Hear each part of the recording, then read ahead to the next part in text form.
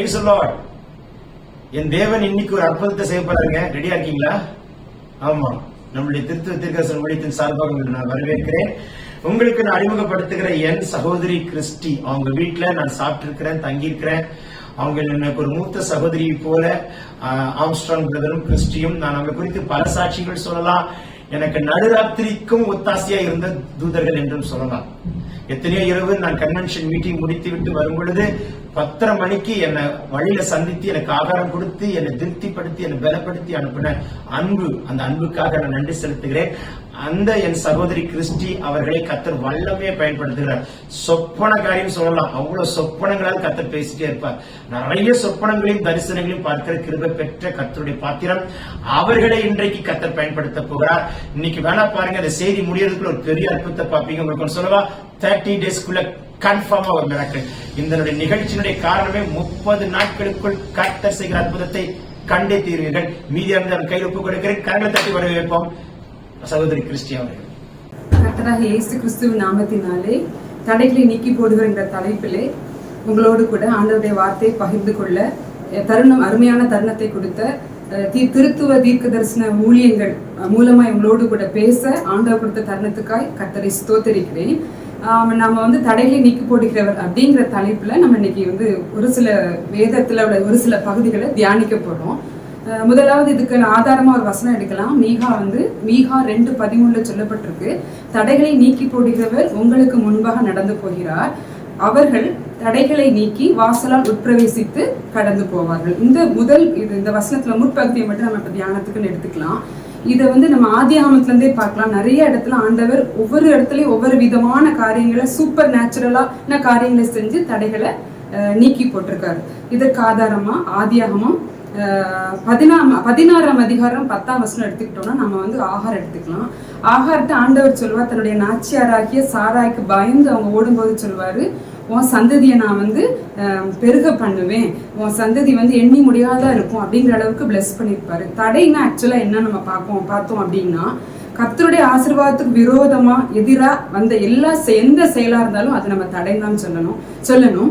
அப்போ இந்த தடைகளை நீக்கி போடுகிற தேவன் ஆகார்ட்ட கர்த்தருடைய தூதனானவர் மூலமா பேசும் பொழுது அந்த ஆகார் அதை நம்பி ரிட்டர்ன் போயிடுவாங்க. போன பிறகு பாத்தீங்கன்னா ஆதியாகமம் 21ஆவது வசனத்துல பாத்தீங்கன்னா ஆபிரகாம் ஆகாரையும் அவங்களுடைய மகன் இஸ்மவேலையும் என்ன செய்வார், திரும்பி அனுப்புவாரு. அனுப்பும் பொழுது அவருக்கு துக்கமுகமா இருந்துச்சு ஆபிரகாமுக்கு. சாராள் தன்னுடைய மகன் இஸ்மவேலையும் ஆகாரையும் அனுப்ப சொல்லும் பொழுது, ஆனா அவங்க ஆண்டவர் ஆபிரகாம்கிட்ட சொல்லியிருப்பாரு, அவனையும் நான் பெரிய ஜாதி ஆக்குவேன், பிளஸ் பண்ணியிருப்பாரு. அந்த பிளஸ்ஸிங் இவங்க எல்லாரும் ஏத்துக்கிட்டாலும் ஆனா அதற்கு சாதகமான சூழ்நிலை அந்த நேரத்துல வரல. எல்லாமே எதிர்மறையா தான் இருந்துச்சு. ஒரு வாழ்வாதாரம் நம்ம பேசிக்கா நமக்கு முதல்ல என்ன இருக்குதோ இல்லையோ தண்ணி குடிக்க வேணும். ஆனா அந்த ஆதியாகமம் 21ஆம் அதிகாரம் நம்ம 15 to 19 வாஸ்து பார்த்தோம்னா, இந்த அம்மா தன்னுடைய மகனை கூட்டிக்கிட்டு போகும் பொழுது கொண்டு போன தண்ணியே செலவழிஞ்சு போயிடுச்சு. ஆனா ஆசீர்வாதத்துல ஆண்டவர் என்ன சொல்லியிருக்காருன்னா, இந்த பெரிய ஜாதியாக்குவேன்னு சொல்லியிருக்காரு. அது மட்டும் இல்ல உன் சந்ததி எண்ணி முடியாதா இருக்கும்னு வாக்கு பண்ணியிருக்காரு. ஆனா ஆண்டவர் வாக்கு பண்ணுனா வாக்கு மாறாதவர் அப்படி தெரிஞ்சாலும் கூட ஆனா சூழ்நிலை அவங்களுக்கு சாதகமா இல்லை. அப்ப இந்த அம்மா பிள்ளை ஒரு சூற செடி நிழல் கீழே விட்டுட்டு தூரமா போய் நின்று தேவனை நோக்கி அழுறாங்க. அதே மாதிரி பிள்ளையின் சத்தத்தையும் ஆண்டவர் கேட்டேன்னு சொல்லாரு. வானத்திலிருந்து ஒரு சத்தம் உண்டாகி இந்த தேவதூதன் யார்கிட்ட சொல்றாங்கன்னா ஆகார்ட்ட சொல்றாங்க, பிள்ளையின் சத்தத்தை நான் கேட்டேன் அப்படின்னு சொல்லிட்டு ஆகாருடைய கண்களை திறந்தாங்க. அந்த இடத்துல தண்ணீர் கிடைக்கிறதுக்கு அவங்களுக்கு ஒரு பெரிய தடை வந்துச்சு. சோ ஆண்டவர் அந்த இடத்துல தடையை நீக்கி அவங்களுக்கு கண்ணை திறந்து அந்த துருத்தியில தண்ணியை நிரப்புறதுக்கு ஆண்டவர் தருணத்தை கொடுத்தார். சோ தடைகளை நீக்குகிற தேவனை நோக்கி அவங்க கூப்பிடும் பொழுது ஆண்டவர் தடைகளை அவங்க வாழ்க்கையில இருந்து நீக்கி போட்டார். அது மட்டும் இல்ல, நிறைய நம்ம உதாரணங்கள் இதுல பார்க்கலாம். அடுத்தால் நம்ம யோசேப்பு எடுத்துக்கலாம். யோசேப்புக்கு ஆண்டவர் சொப்பனத்தின் மூலமா 2 காரியம் சொல்லி 2 விதமான சொப்பனத்தின் மூலமா அவங்களோட பேசியிருப்பாரு. அந்த சொப்பனத்துல சொல்லப்பட்ட காரியம் 2மே அவங்களுக்கு ஆசீர்வாதத்துக்கு எதுவான காரியமா இருக்கும். நம்ம வாழ்க்கையில எல்லாம் தடை தான். சகோதரர்களால, குடும்பத்தாரால பகைக்கப்பட்டது மட்டும் இல்ல, அவங்க குழியில தூக்கி போட்டாங்க. அதுக்கப்புறம் இஸ்மவேல்கிட்ட வித்தாங்க. சரி, அதுக்கப்புறம் போத்திபார் அவங்க வீட்டுக்கு போனப்போ அங்கேயும் அவருக்கு ஒரே பிரச்சனை, அவரால் நிம்மதியாவே இருக்க முடியல. ஆனா ஆண்டவர் ட்ரீம்ல என்ன சொல்லியிருக்காரு, 2 விதமான சொப்பனத்துல தான் சொன்னாரு. என்ன சொன்னாருன்னா, உயர்த்துவேன் அப்படிங்கிறத சொப்பனத்துல மறைபொருள் மூலமா வெளிப்படுத்தினாரு. ஆனா அதுக்கான சூழல் ஒண்ணுமே இல்லை. ஆனா நம்ம நீதிமொழிகள் 3:6 படிக்கிறோம், உன் வழிகளில் எல்லாம் அவரை நினைத்துக்கொள், அவர் உன் பாதைகளை செவை பண்ணுவார், அதாவது சரிப்படுத்துவார்னு சொல்லப்பட்டிருக்கு. அப்ப இதை யோசிப்பு ஆண்டவர் சொப்பனத்தின் மூலமா பேசுறதுனால மனசுல நினைச்சுக்கிட்டே இருந்திருக்கலாம். ஒரு சூழ்நிலை கூட சாதகமா இல்ல. சகோதரர்களால பிரச்சனை, இவன் கனவை அப்பா அம்மாட்ட சொல்லும் போது அப்பா கூட சொல்லியிருப்பாரு, ஓ நாங்களாம் உன்னை வணங்குவோம் நினைச்சியா அப்படின்னு கூட கொஸ்டின் பண்ணுவார். நம்ம வேதத்துல வாசிக்கிறோம். இதெல்லாம் இருந்துச்சு. போத்திபார் வீட்லயும் போய் அந்த அம்மாவும் இவர் தவறா குற்றஞ்சாட்டி ஜெயில அடிச்சிட்டாங்க. ஆனா எந்த சொப்பனத்தின் மூலமா ஆண்டவர் உயர்வை கட்டளையிடுவேன்னு சொன்னாரோ அதே சொப்பனத்தை அந்த சிறைச்சாலையில கொடுத்தாரு. அதுக்கு முன்னால பார்த்தோம்னா ஆதியாகமம் 39ஆம் அதிகாரம் 24 வசனம், அதாவது கடைசி வசனத்தை சொல்லியிருக்காரு, இவன் செய்யறதெல்லாம் வாய்க்குதுன்னு சொல்லி அந்த சிறைச்சாலை தலைவன் பார்த்ததுனால அவன் வசமா எல்லாத்தையும் ஒப்படைச்சிட்டாரு. அதுல கூட ஒரு சின்ன ஆசீர்வாதத்தை கட்டளையிட்டாரு. அந்த 2 சொப்பனத்தை மாத்திரம் தான் யோசிப்பு நம்பி இருந்தார். கர்த்தர் சொன்னா அவர் தடைகளை நீக்குகிறவர் தனக்கு முன்பாக கட்டாயம் கடந்து போகிறார். சிறைச்சாலையில அது அவர் ஒரு சின்ன ஒரு க்ளூ தான். அந்த சிறைச்சாலை தலைவன் இவர் வசமா எல்லாத்தையும் ஒப்புவிக்கும் போது ஆண்டவர் என்னைக்காவது நம்மளை காப்பாத்திடுவாரு, கட்டாயம் தடைகளை நீக்கி என்னோட உயர்வுக்கு வழி வகுத்துருவாருன்னு யோசித்தாரு. ஆனா அதே இது ஜெயில 2 பேர் இருந்தாங்க, சுயம்பாகி பானபாத்திரக்காரன். இந்த சுயம்பாகிக்கும் பானபாத்திரக்காரனுக்கும் சொப்பனம் வந்துச்சு. எந்த சொப்பனத்துல உயர்வை கட்டளையிடுவேன்னு சொன்னாரோ அதே சொப்பனம் இவங்க கூட இருக்க 2 பேருக்கு வந்துச்சு. அந்த 2 பேர் சொப்பனத்தையும் இவர் விளக்கி சொல்லும் பொழுது அதன்படி அது நடந்துச்சு. நடந்த பிறகு அந்த யோசேப்பு சொல்லியிருப்பாரு பானபாத்திரக்காரன்ட்ட, நீ வாழ்வடைந்திருக்கும் பொழுது நீ என்ன நினைச்சுக்கணும், நான் களவாய் எபிரேய தேசத்துல இருந்து கொண்டு வரப்பட்டேன், இதை நீ பார்வோனுக்கு எப்படியாவது சொல்லிருக்கணும்னு சொல்லியிருப்பார். ஆனா 40ஆம் அதிகாரம் கடைசி வசனத்தை அவர் இங்க வாசித்து பார்த்தோம்னா தெரியும், அந்த பானபாத்திரக்காரன் யோசேப்பை மறந்து விட்டார், நினையாமல் மறந்து விட்டார்னு சொல்லப்பட்டிருக்கு. இவர் யோசிச்சே இருந்திருப்பார், இன்னைக்கு கூப்பிட்டுருவாங்க, நாளைக்கு கூப்பிட்டுருவாங்க, நாளை கழிச்சு கூப்பிட்டுருவாங்க, அடுத்த மாசம் கூப்பிட்டுருப்பாங்க, 2 வருஷமா கூப்பிடவே இல்லை. அப்ப அவருடைய நம்பிக்கையெல்லாம் அற்று போயிருக்கும். ஆனா கூட தடைகளை நீக்குகிற தேவனை அவர் மனதிலே வச்சு சூழ்நிலை சாதகமா இல்லாட்டலும் ஆண்டவர் எனக்கு வாக்கு கொடுத்திருக்காரு, இந்த வாக்கை நிச்சயம் நிறைவேற்றுவார்னு சொல்லி அந்த யோசிப்பு நினைச்சிட்டே இருந்தாரு. இதே 41ஆம் அதிகாரம் ஸ்டார்டிங்ல, நம்ம ஆதியாகமம் 41ஆம் அதிகாரத்தை ஸ்டார்டிங்ல அவர் அப்படிதான் இருந்தாரு, சிறைச்சாலையில தான் இருந்தாரு. அதற்கான அறிகுறியே இல்லை. ஆனா ஆண்டவர் சும்மாவே இருக்க மாட்டார். நமக்கு தெரியும், நம்மை காக்கிறவர் உறங்குவதும் இல்லை அயர்வதும் இல்லை. உடனே அவர் என்ன பண்ணிட்டாருன்னா, பார்வோனுக்கு ஒரு சொப்பனம், ஏன் பானபாத்திரக்காரன் மறந்தான, இந்த நாட்டை ஆள்ற ராஜாக்கு நான் ஒரு சொப்பனத்தை கொடுக்கேன்னு சொல்லிட்டு பார்வோனுக்கு ஒரு சொப்பனத்தை கொடுத்தாரு. சொப்பனத்தை கொடுத்தது மாத்திரமல்ல, அந்த சொப்பனத்தை விளக்கி சொல்ல ஒருவராலும் கூடாதபடி போயிருச்சு. அப்ப யார கூப்பிட்டாங்க அப்படின்னா, அப்பதான் பானபாத்திரருக்கு நினைவு வந்துச்சு, ஆஹா நான்லாம் மறந்து போயிட்டேன், இது எனக்கு ஒரு சொப்பனத்தை விளக்கி சொன்ன ஒருத்தர் உண்டே சிறைச்சாலையில, அவரை கூப்பிடுவோன்னு சொல்லி அந்த பார்வோன்ட்ட போய் அந்த யோசேப்பை குறித்து சொன்ன உடனே யோசேப்பு சிறைச்சாலையில இருந்து வரவழைக்கப்பட்டான். 41ஆம் அதிகாரம் 14ஆம் வசனத்துல சொல்லியிருக்கு, பார்வோன் தன்னுடைய சொப்பனத்தை விளக்கி சொல்லும்படி யோசேப்ட கேட்காரு. யோசேப்பு ரொம்ப நிதானமா அழகா மங்களகரமான வார்த்தை ஆண்டவர் சொல்றாருன்னு சொல்லி ரொம்ப அழகான எக்ஸ்பிளனேஷன் கொடுக்காரு. அது உண்மையா நடக்க போகுது அப்படிங்கிறது அவங்க எல்லாத்துக்கும் புரியும்படி விளக்கி சொன்னாரு. அப்போ உடனே 41ஆம் அதிகாரம் ஸ்டார்டிங்ல சிறைச்சாலையில் இருந்தவருக்கு அந்த எண்டுல பாத்தீங்கன்னா அவ்வளவு பெரிய உயர்வு. ஏன்னா அவர் தடைகளை நீக்குகிற இஸ்ரவேலின் தேவனாகிய கர்த்தரை சார்ந்து இருந்தாரு. நம்ம வாழ்க்கையிலும் சூழ்நிலை என்னைக்குமே சாதகமா இருக்காதுங்க. ஒரே நாள் ராத்திரியிலே அவரால் எல்லாத்தையும் செய்ய முடியும். 41ஆம் அதிகாரம் ஸ்டார்டிங்ல நம்ம பார்க்கும்போது அப்போக்கு யோசேப்பு நினைச்சிருப்பாரு, அவ்வளவுதான் நம்ம கதை. ஆனா அப்படி இல்லைங்க, நம்மளை காத்து கொண்டிருக்கிற தேவன் உறங்குவதும் இல்லை தூங்குவதும் இல்லை அப்படிங்கறத நம்ம ஒரு நாள் என்ன செய்யக்கூடாது, மறந்தே போகக்கூடாது. இந்த யோசேப்பு என்ன பண்ணாருன்னா, யோசேப்பை கூப்பிட்டு அவர் கேட்கிறாரு. பார்வோன் கேட்டு அது மட்டும் இல்ல, மெல்லிய வஸ்திரத்தை கொடுக்காரு, பெரிய கழுத்துல ஒரு மாலையை போட்டு விடுறாரு. அது மட்டும் இல்ல, தன்னுடைய முத்திரை மோதிரத்தை போட்டு விடுறாரு. யோசேப்புக்கு இதுவும் ட்ரீம் மாதிரி தான் இருந்திருக்கும். நிஜமாவே நடக்குதா, இல்ல கனவுல சொன்ன மாதிரி இதுவும் கனவா போயிருமான்னு யோசிப்பாரு. இல்ல, ஆனா ஆண்டவர் என்ன செஞ்சுட்டாரு. அது மட்டும் இல்ல, இங்க 41ல இருந்து 44 வரைக்கும் வாசித்து பாத்தீங்கன்னா சொல்லுவாரு, நான் பார்வோன், ஆனா பாரு நீ யோசேப்பா இருந்தாலும் நான் பார்வோன் உன்னை நான் அதிகாரி ஆக்கினேன். அது மட்டும் இல்ல, இந்த எகிப்து தேசத்துல ஒருத்தர் கூட தன் காலையாவது தன் கையையாவது உன்னுடைய உத்தரவு இல்லாமல் அசைக்க முடியாது. அந்த 41ஆம் அதிகாரம் எண்டுல அவ்வளவு பெரிய உயர்வை கொடுத்தாரு. ஏன்னா அவர் அவன் வழி எல்லாமே ரொம்ப கரடு முரடா தான் இருந்துச்சு. உயர்வுக்கான அறிகுறிக்கு சாதகமான சூழலே இல்லை. ஆனாலும் கர்த்தரை அவன் பிடித்து கொண்டது நிமித்தம் வழிகளிலெல்லாம் நினைச்சிருப்பார். போத்திபார் வீட்டுல நினைச்சிருப்பாரு, இஸ்மவேலட்ட விற்கும் போது நினைச்சிருப்பாரு, சகோதரர்கள் குழியில போடும் போது நினைச்சிருப்பாரு, ஏன் பலவர்னா அங்கே அவங்க அப்பா வாங்கி கொடுத்திருக்கும் போது நினைச்சிருப்பாரு.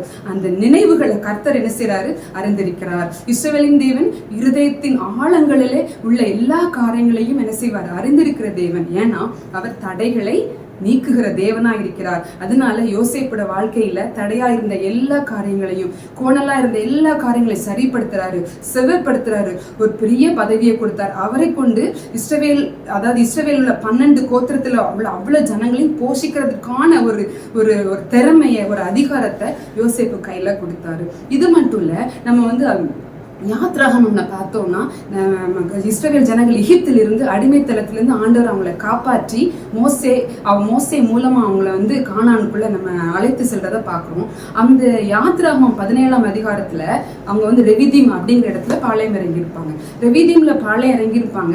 ஆண்டவர் அவங்களுக்கு ப்ராமிஸ் பண்ணியிருப்பாரு, நீ வந்து எங்க போயிடுவீங்க, எல்லாரும் எங்க போவீங்க, பரம கானானுக்குள்ள அவங்களை அழைத்து செல்வேன், உங்க டெஸ்டினேஷன் அதுதான், நீங்க எங்க போகணும். ஆனா வழி நெடுக்க அவங்களுக்கு ஒரே தொந்தரவு. அமலேக்கியர் ஒரு பக்கம், செங்கடல் ஒரு பக்கம், யோர்தான் நதி ஒரு பக்கம், எல்லாம் எதிரிட்டு வந்தாலும் தடைகளை தகர்க்கிற தேவன் வந்து அவர்களுக்கு முன்பாக கடந்து போறாரு. யாத்ராகமம் 17ஆம் அதிகாரத்துல ரெவிதீம் அப்படிங்கிறதுல அவங்க பாளையம் இறங்கியிருப்பாங்க. இவங்க சும்மா தான் இருப்பாங்க, ஆனா அமலேக்கியன் வந்து இவங்களை வந்து என்ன செய்வாங்க? யுத்தம் பண்ணதுக்கு வருவாங்க. நம்ம கூட சில சமயம் சும்மா இருப்போம், ஒண்ணுமே செய்யாம இருப்போம், யாராவது வந்து நம்மகிட்ட வம்பிழுப்பாங்க. இது ஒரு தடை. அதாவது நமக்குன்னு ஒரு பீரியட் ஆஃப் டைம் ஆண்டவர் வச்சிருப்பாரு.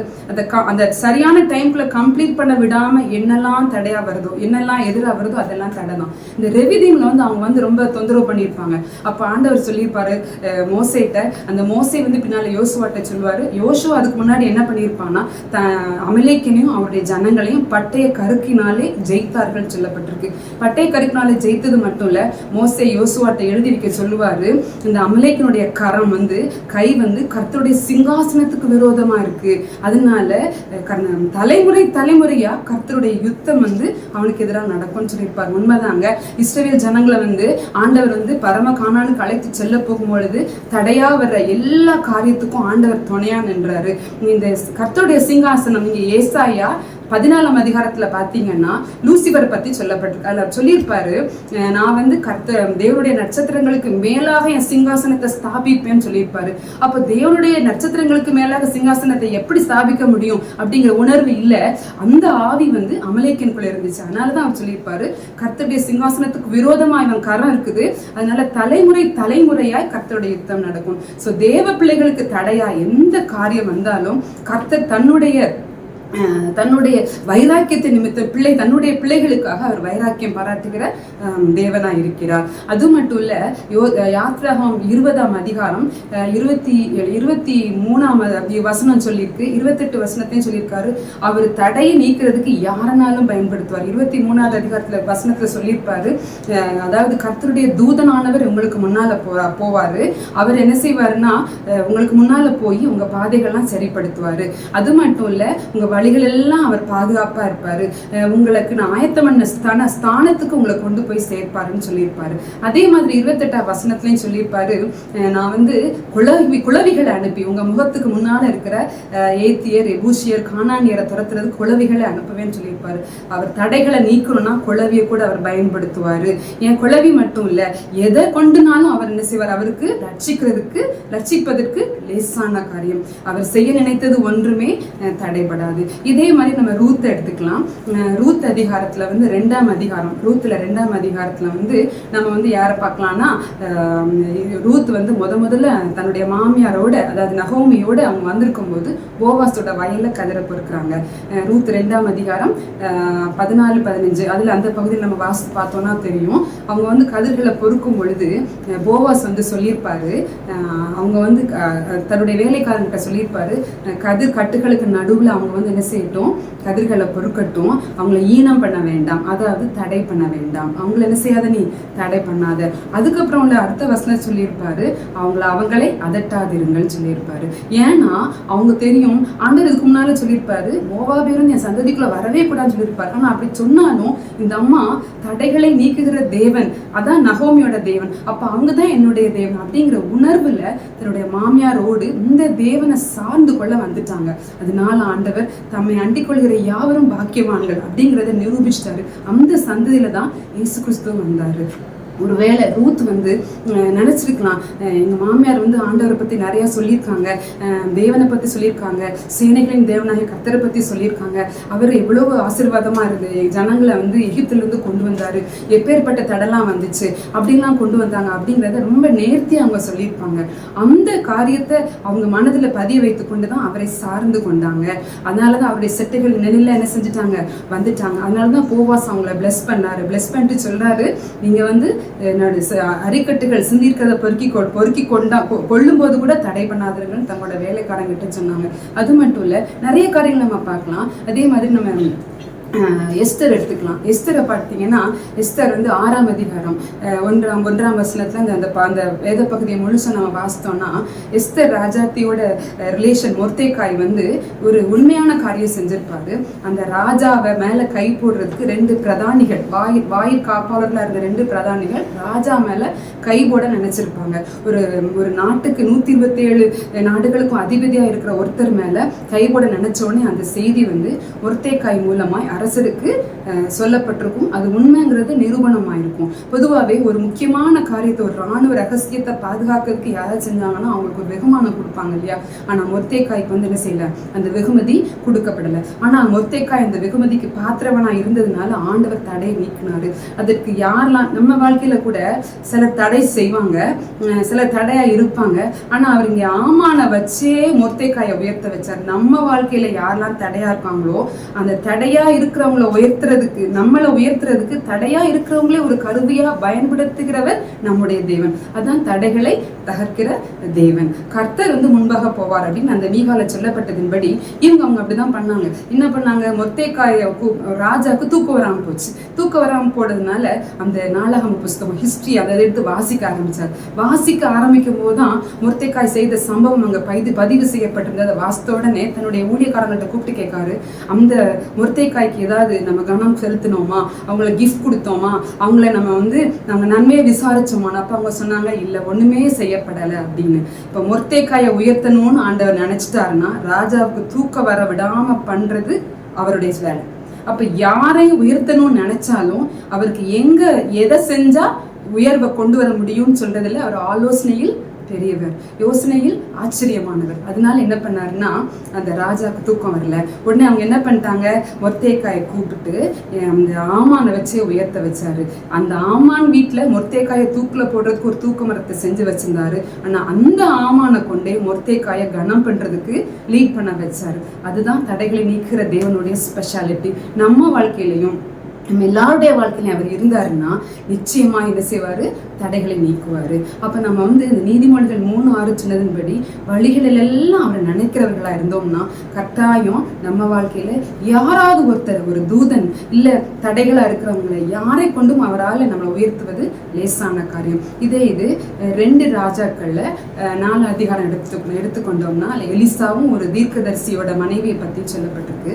அந்த எலிசாட்ட அந்த தீர்க்கதரிசியோட மனைவி சொல்லுவாங்க, இங்க ரொம்ப உங்களுக்கு கஷ்டம், கடன் கொடுத்தவங்க எங்க 2 பிள்ளைங்களையும் என்ன செய்ய போறாங்க, அடிமைப்படுத்தி கொள்ள வராங்க, எனக்கு என்ன செய்யன்னு தெரியல, எலிசாட்ட போய் முறையிட்டாங்க. உடனே எலிசா கேட்பாங்க, உங்ககிட்ட என்ன இருக்குன்னு. இப்ப இந்த அம்மா சொல்லுவாங்க, தீர்க்கதரிசியோட மனைவி, அந்த விதவையா இருக்கிற மனைவி சொல்லுவாங்க, ஒரு குடம் எண்ணெய் இல்லாம என்கிட்ட ஒண்ணுமே இல்லையேன்னு சொல்லுவாங்க. உடனே அவர் சொல்வார், உடனே ஒன்னும் இல்ல, பக்கத்து வீட்டுக்காரங்கிட்ட எல்லாம் பாத்திரத்தை வாங்கிக்கோங்க, வாங்கிட்டு நீனும் உன் குமாரர்களும் வீட்டை பூட்டி கொண்டு குடத்துல உள்ள எண்ணெயை எல்லா பாத்திரத்திலும். இந்த இடத்துல அவங்களுக்கு ஒரு வறுமைங்கிறது ஒரு தடை. தீர்க்கதரிசி தீர்க்கதரிசியின் பிள்ளைகள் வந்து ஒரு நாள் என்ன செய்யக்கூடாது, வறுமையில் இருக்கிறது ஆண்டவருடைய சித்தமே இல்லை. அப்போ அவர் சொல்லியிருப்பாங்க, அந்த எல்லா பாத்திரத்திலையும் வாங்கி வச்சு எண்ணெயை ஊற்றி வை அப்படின்னு சொல்லியிருப்பாங்க. உடனே இந்த அம்மா எலிசா சொன்னதுக்கு கீழ்ப்படிஞ்சு என்ன செய்வாங்கன்னா, தன்னுடைய அறை வீட்டுக்குள்ள போய் கதவை பூட்டிக்கிட்டு எல்லார்ட்டையும் பாத்திரத்தை வாங்கி எண்ணெயை எல்லா பாத்திரத்திலையும் ஊற்றி வைப்பாங்க. ஊற்றி வச்சு அந்த அம்மா கேட்பாங்க, மகன்கிட்ட கூப்பிட்டு இன்னொரு பாத்திரம் கொண்டு வானோடனே அவர் சொல்வாரு,